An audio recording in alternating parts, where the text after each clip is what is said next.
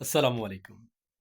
১৭৫৭ সালে মীর জাফরের মতো, ১৯৭৫ পরবর্তী খন্দকার মোশতাকের মতো কেন সমন্বয়ক নামে ছেলেদের গালি শুনতে হচ্ছে? অর্থাৎ মীর জাফর যেভাবে গালি ছিল ছোটবেলায় বা খন্দকার মোশতাক যেভাবে গালি ছিল, এখন কেন সমন্বয়ক নামে ছেলেদের শুয়োর বলে গালি দিচ্ছে বিভিন্ন মানুষ? যে আন্দোলনটি হয়েছিল তখন এই কোটা আন্দোলনের পক্ষে অনেকেই ছিল। কিন্তু পরবর্তীতে এটি যে meticulously ডিজাইন করা ছিল, তা বিভিন্ন গণমাধ্যম, বিভিন্ন ব্যক্তি থেকে এবং সমন্বয়ক নামে তথাকথিত এই পোলাপানদের থেকে এখন এটি স্পষ্ট যে এটি একটি meticulously ডিজাইন করা আন্দোলন ছিল, যে আন্দোলন ছিল নির্বাচিত সরকারকে উৎখাত করা। কেন এদেরকে এখন শুয়োর বলে গালি দিচ্ছে?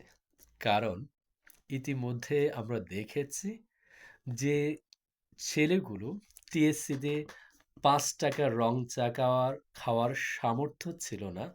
তারা এখন ৭-৮ হাজার টাকা দামের ইলিয়নের পাঞ্জাবি পরে। কে বলেছেন? নুরুল হক নূর। যে ছেলেগুলো বাসে চড়ার মতো ভাড়া থাকতো না, তারা এখন প্রাডো গাড়ি ব্যবহার করছেন।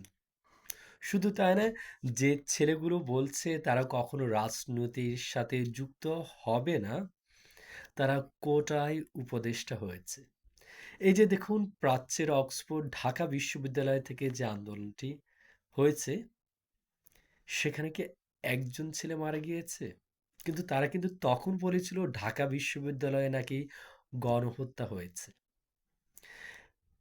খুব meticulously ডিজাইন করা বলেই সেখানে একজনও কিন্তু নিহত হয়নি। তারা বলছে শত শত শিক্ষার্থী মারা গিয়েছে, কিন্তু ঢাকা বিশ্ববিদ্যালয়ে একজনও কি মারা গিয়েছে? না। খুব প্ল্যান ওয়াইজ কাজটি করা হয়েছে বলেই। কারণ প্ল্যানটা এমনভাবে ছিল, meticulously ডিজাইন করা। ২২-এ যেমন খুশি তেমন সাজো থেকে আমার পোশাক আমার স্বাধীনতা তাবাস্সুম আন্দোলন করেছে। চা বিক্রেতা রনি রেলের দুর্নীতি নিয়ে কথা বলেছে। সবগুলো কিন্তু ২২-২৩ একটু মেলানোর চেষ্টা করবেন। নাগরিক শক্তি পরবর্তীতে, সেটা তার আগে ইউনূসের নাগরিক শক্তি, ২৩ সালে শিক্ষার্থীদের ছাত্র শক্তি, পরবর্তী নাগরিক কমিটি, এখন যেটা আমরা জাতীয় নাগরিক পার্টি। এই যে দেখুন মিল আছে। সো যে কথা বলেই শিক্ষার্থীরা যে কিসের জন্য? কোটার জন্য, মানে মেধাবী শিক্ষার্থীদের চাকরির নিশ্চয়তা। সেই চাকুরির নিশ্চয়তা কি এখন হচ্ছে? এখন তো মেধা কোটা দূরে সরিয়ে তারা সুপারিশের ভিত্তিতে নিয়োগ দিচ্ছে। এবং বাচ্চা উপদেষ্টা, শিশু উপদেষ্টা আসিফ নিজেই বলেছেন প্রায় ৮৬,০০০-এর উপর নিয়োগ হয়েছে। এই যে মেধাবী শিক্ষার্থীরা যার জন্য আন্দোলন করেছে, তাদের কি নিয়োগ হচ্ছে? নাকি টাকার বিনিময়ে এখন নিয়োগ হচ্ছে?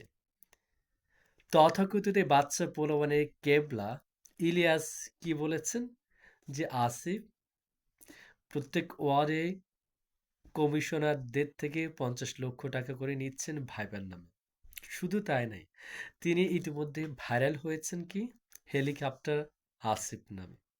তার বাবা ১০ লক্ষ টাকা অনুদান দিচ্ছেন।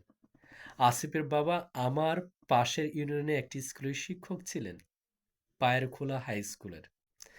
১০ লক্ষ টাকা তিনি কয় বছর ইনকাম করেছেন? সো আসিফ কোথায় থেকে এই টাকাটা হঠাৎ করে পেল? নাহিদের বাবা ধর্ষণ করেছেন, সেটি ভাইরাল হয়েছে। শুধু তাই না, আমাদের তথাকথিত যে উপদেষ্টা, লাল গোলাপী উপদেষ্টা, যিনি আসিফ বাচ্চা পোলাপান আসিফকে নিয়ে লাল গালিচায় খাল খনন করতে গিয়েছেন। শুধু তাই না, আপনি একটু চিন্তা করুন তো, ৫৭ বছরে সেন্ট মার্টিনের কোরালে কিছু হয় নাই, ৫৭ দিনে নাকি সব কোরাল ডুবে যাচ্ছে। সেটি কিসের সংকেত? সো যে ছেলেগুলো বন্যার সময় মানুষ জীবন মৃত্যুর সম্মুখীন হচ্ছিল, তাদের জন্য মানুষ ২ হাতে টাকা দিয়েছে। সেই টাকাগুলো তারা কি আদৌ দিয়েছে? একটু নিজেকে প্রশ্ন করুন। যেই শিক্ষার্থীদের কথা বলে তারা এই মেটিকুলাসলি ডিজাইন করা আন্দোলন তাকে চালিত করেছে, সেই শিক্ষার্থীদের চাকুরি কি আজকে হচ্ছে? হচ্ছে কি? হচ্ছে না। অনেকের চাকরি হচ্ছে না। সো এই যে শিক্ষার্থীদের ভুলভালভাবে বুঝিয়ে তারা যে একের পর এক অকারেন্স করে যাচ্ছে, মব জাস্টিসের নামে তারা যাচ্ছে তাই করছে। শত শত শিক্ষককে তারা জোর করে পদত্যাগ করতে বাধ্য করেছে। তাদের কথা এবং কাজে কোনো মিল কি আছে? এই যে সার্জিস, সে ভাই ভাই বলে কি চামবাজিটা না করেছে।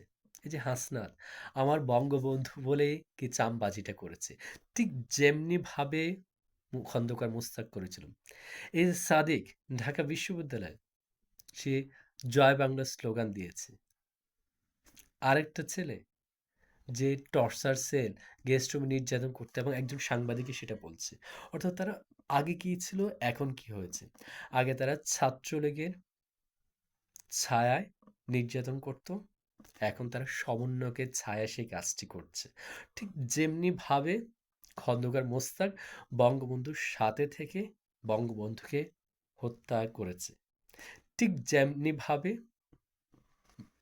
মির্জাপুর সিরাজউদ্দৌলার সাথে থেকে বেইমানি করেছে, ঠিক তেমনিভাবে এই শিশু উপদেষ্টারা বাচ্চা পোলাপানগুলো সমন্বয়ক নামে তারা ছাত্রলীগ আওয়ামী লীগের সাথে থেকে তারা রাষ্ট্রের বিরুদ্ধে এখন যুদ্ধ করেছে।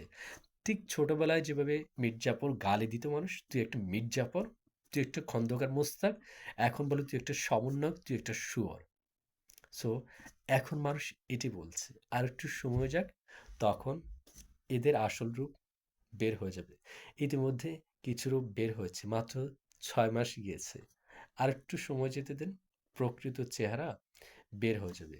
একটি কথা আছে, লেনজে ইজ ভেরি ডিফিকাল্ট হাইড, অর্থাৎ কুত্তার লেজ কখনো সোজা হয় না। অর্থাৎ চোর চোরে থাকে, এরা যে প্রকৃতপক্ষে নিজের স্বার্থের জন্য এই কাজটি করেছে সেটি ইতিমধ্যে প্রমাণিত হচ্ছে একের পর এক। সময় গেলে সম্পূর্ণ কিছু খোলাসা হয়ে যাবে। সে পর্যন্ত আপনারা একটু অপেক্ষা করুন, ধৈর্য ধরুন। আজকের মতো বিদায় নিচ্ছি। আপনারা সকলে ভালো থাকুন, সুস্থ থাকুন। আল্লাহ হাফেজ। আসসালামু আলাইকুম।